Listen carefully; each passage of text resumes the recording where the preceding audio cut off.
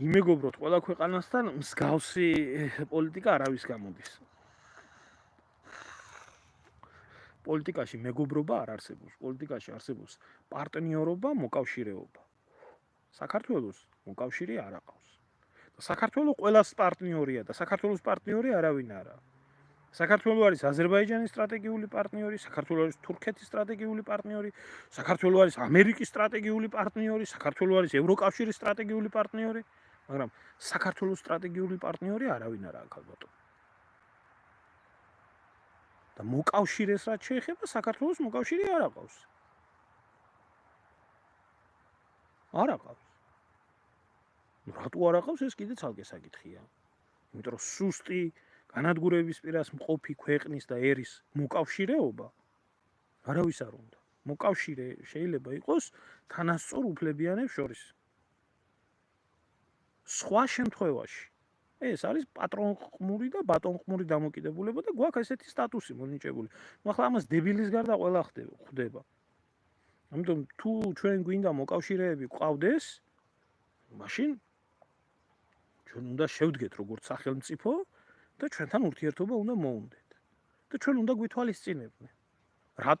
რატომ არსებობდა მაგალითად თამარ მეფეს და იმას რა ქვია სალადინს შორის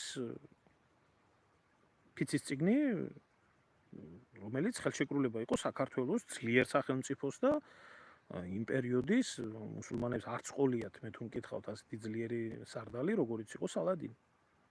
რომელსაც გააძევა ჯვაროსნები წმინდა მიწიდან. ეგრეთ წოდებული წმინდა მიწიდან. არ ყოლიათ.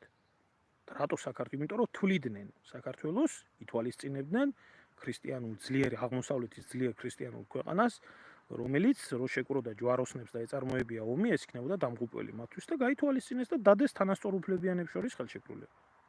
რატომ ხდებოდა დავით აღმაშენებელს და ჯვაროსნებს შორის თანასწორი უფლებიანობის, იმიტომ რომ ძლიერი იყო საქართველო. მაშინ ქართველები კი არ გარბოდნენ ჯვაროსნების ლაშქრობაში დავითის დროს. ჯვაროსნები ჩამოდიოდნენ საქართველოსთან ხარდამხარ საბრძოლველად, იმიტომ რომ ჭირდებოდათ მათ საქართველოსთან კავშირი. და ამიტომ იყო რომ ბოლდუინი, რომელიც იყო იერუსალიმის მეფე, ჯვაროსნების მეფე, დავით აღმაშენებელს უგზავნიდა, თვლიდა საქართველოს ქრისტეს საფლავის ერთ-ერთ მცველად და უგზავნიდა გვირგვინის ერთ-ერთ ნაწილს, რომელზეც იყო გარდამოხსნა გამოკვეთილი. ხუთი იყო ესეთი და ერთ-ერთი იყო საქართველო. რატო ხდებოდა? აბა ყოფილიყო სუსტი, ყოფილიყო დღევანდელი საქართველო, ვინმე რამეს გამოუგზავნიდა, ვინმეს მოუნდებოდა ესეთ ქვეყანასთან ურთიერთობა. ჩვენ გვინდა ვიურთიერთობოთ კამბოჯასთან, იმასთან, რა ქვია, რუანდასთან, ჩადთან, ლესოტოსთან, აი ესეთ რაღაცა ეს კირიბაკთან და იმათთან. ჩვენს ხო გვინდა სერიოზული პარტნიორი. ამაში არის აქ. მაშინ უნდა გაძლიერდე. საქართველოში ყველაფერს აბრალებენ საკუთარი თავის გარდა. ასე რომ მე თუ მკითხავს ვინმე და ჩემი აზრით თუ ვინმე საინტერესებს, თავიდან ბოლომდე უნდა მოხდეს გადახედვა დასავლეთის ქვეყნებთან ყველანაირი პარტნიორობის, აბსოლუტურად ყველანაირი პარტნიორობის ვიზით დაწყებული იქნება თუ ვიზოთი, იმიტომ რომ საქართველოს არაფერს სარგებელს არ ღებულობს ევროკავშირიდან, გარდა იმისა, რომ გაყრილია ქართველი ერი, გადახვეწილია შრომით მიგრანტებად, სული ძრება ქართველს მონურ სამუშაოზე და ორ კაპიკს აგზავნიან და გაჭირვებული ქართველები, ვისაც კიდე სამადლოთ არიან სამკურნალოდ ჩამოსული, ამას გვამადლიან ესენი და რა თქმა უნდა პატრონყმური დამოკიდებულებით გვამადლიან, სხვა რა სარგებელი აქვს საქართველოს ევროკავშირიდან.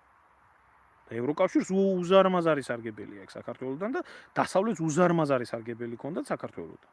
ეს იქნებოდა დერეფანი, ეს იქნებოდა სამხედრო ხარდაჭერა, ეს იქნებოდა გასაღების ბაზარი, ეს აბსოლუტურად ყველაფერი, მათი პოლიტიკის გატარება და ესე შემდეგ.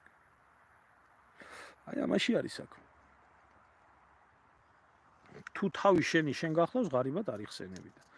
მე ახლა მესმის აქ ძალიან ბევრი მონა, ჩამოყალიბებული მონა წერს ესეთ რაღაცებს, აბა თუ ცუდი